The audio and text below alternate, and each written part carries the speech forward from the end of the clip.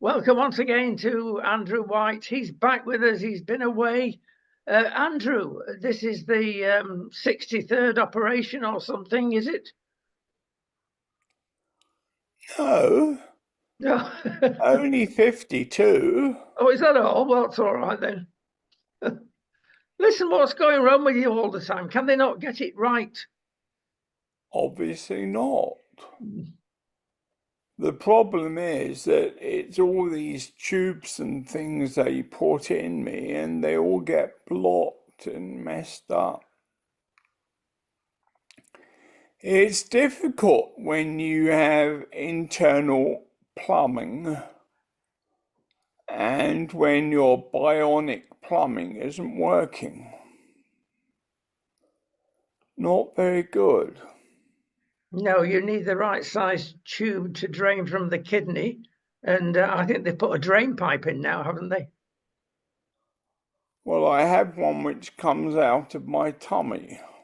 That's because you've had so many of the traditional things, is it? They've decided to go in a bit deeper. Yes, it's just that I've now got the suprapubic catheter, so it goes in my abdomen and down into my bladder. And that should enable me to function, but that's the only way it can work. And they had to operate again this time and reinsert it and sew it in, stitch it up. It was quite difficult because what's so awful is when you know what needs to be done.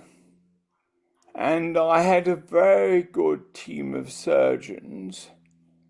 It was a Hellenistic team. It was like writing the Septuagint because they were all Greek. Every one of my doctors is Greek. And the one who saved me this time was Anastasius. And when I said to Dr. Anastasius, "Are you Dr. Resurrection?" he said, "This is the first time any patient has ever known what Anastasius meant." Well, listen, you've got more than the cat's lies, more than 9. I mean, you keep coming back for more. Andrew, you must be getting tired.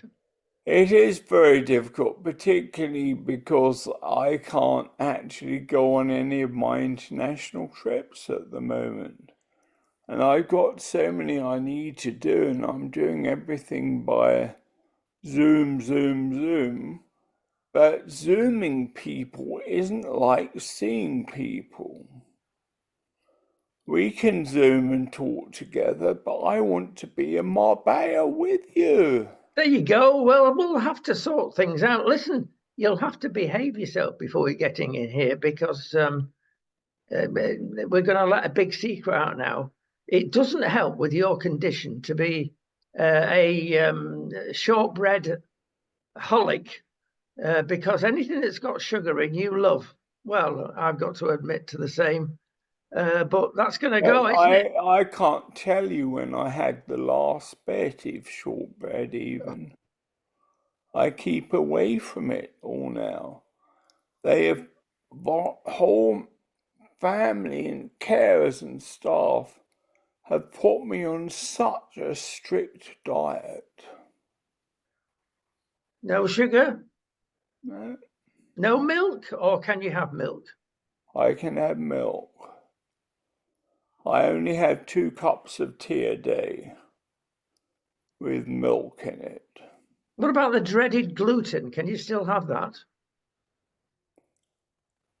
The hippie doctors say no, but my doctor isn't a hippie doctor, so he says it's okay. It's all right when you've got the choice, isn't it? Listen, you're back now. You're doing what you can. technology in some instances is wonderful, because you would not have been able to do this a very few years back. I know, this is wonderful. You can imagine what it'd be like if every time I needed to speak to you, I needed to at least go down to one of the BBC studios or something. And it's really good that now, with the wonders of modern technology, the work of God is made so much easier. You've been looking at 3 books, haven't you, while you've been in hospital? Yes. 2 of them are mine.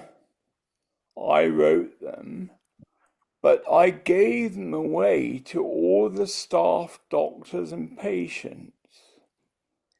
And this little one is called Glorious Hope.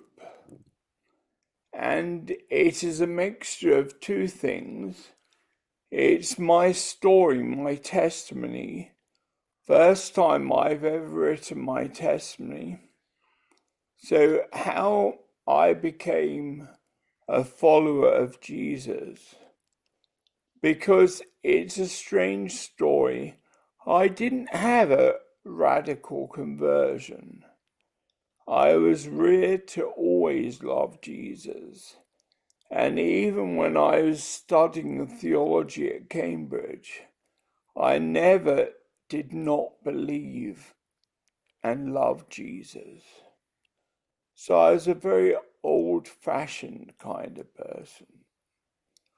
And the other book I've been reading is one of the new ones that I've just produced, The Long Road from Suffering to Glory, because it talks about how do you survive when you've got chronic illness, cerebral dysfunction, cancer, on end-of-life support.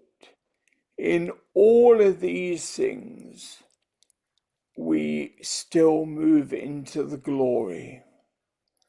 And this book, even though it's obviously very Christian, it was very helpful to other patients and staff who have all been reading as well.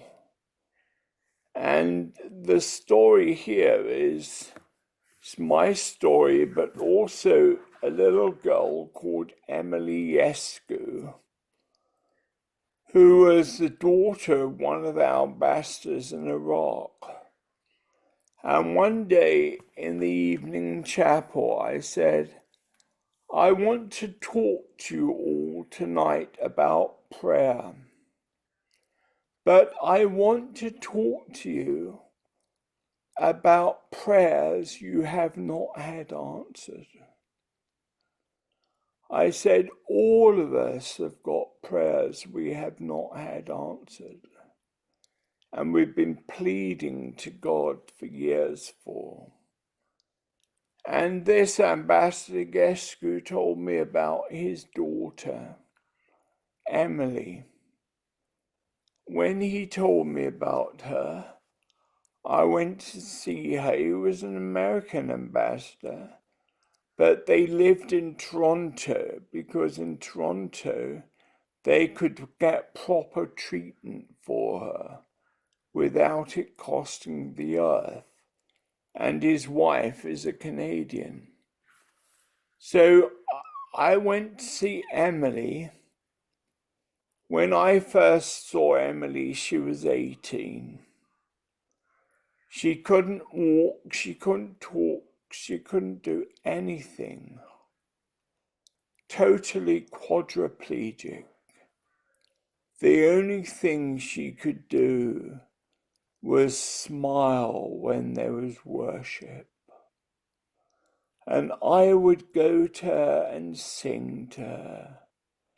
And I would sing to her over the phone.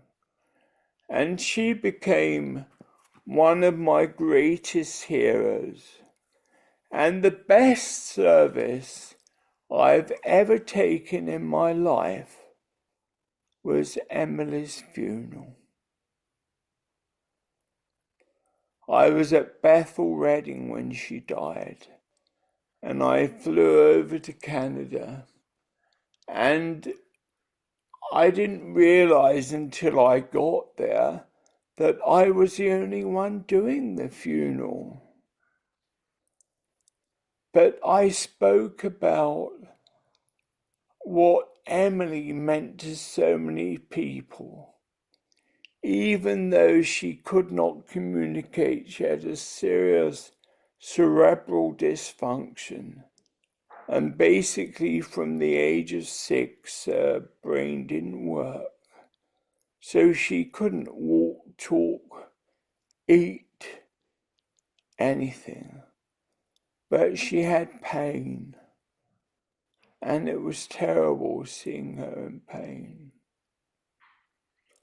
But we also had incredibly wonderful glory moments together. My most recent book, or the one I'm working on now, is called Heralds of Glory. And these are about the people who really fire me up to keep doing my work. And I'm also going to be writing about you, Rodney, as one of my heralds of glory. So I wrote about my dear Emily. I wrote my story. And then I wrote about my greatest mentor in life, Donald Coggan. And this little book, I didn't even know he had written. It's simply called The Glory of God, about the kavod, the glory which comes down from heaven, the flowing water and the burning bush and the fire of heaven. So they were the 3 books that I read. I was honored and privileged to have been really taken on by Donald Coggan. We had one thing in common. We were both very much into Jewish-Christian relations. And we used to do a lot of work with the International Council of Christians and Jews and the Council of Christians and Jews. I've won many peace prizes in my life, but the most important and first I ever got was the Sir Sigmund Sternberg Peace Prize for Jewish-Christian relations. And I was awarded it jointly with Donald Coggan. And so, because I'm writing about glory at the moment, I suddenly saw online that in 1950, Donald Coggan wrote a book called The Glory of God. And I studied it and loved it. And it really has influenced my life. I will send you, Rodney, one of the chapters of this book I've written on the glory of God. And I went through everything with Ruth Coggan, who is Lord Coggan's 88-year-old daughter, who lives in Winchester and spent all of her life as a CMS missionary in Pakistan, working as an obstetrician and gynecologist. And it's just wonderful. But it's amazing how God can place somebody in your life who really becomes your mentor, your anchor. I have got one kind of phrase which I say so regularly in my preaching and writing, and people think it comes from me. I even sign all of my books after I sign them. I put 2 letters, TR, and that means take risks. And that doesn't come from me. That was Donald Coggan.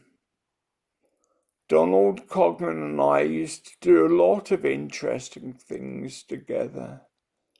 And we used to go and hang out with the mega rich people in Mayfair in London.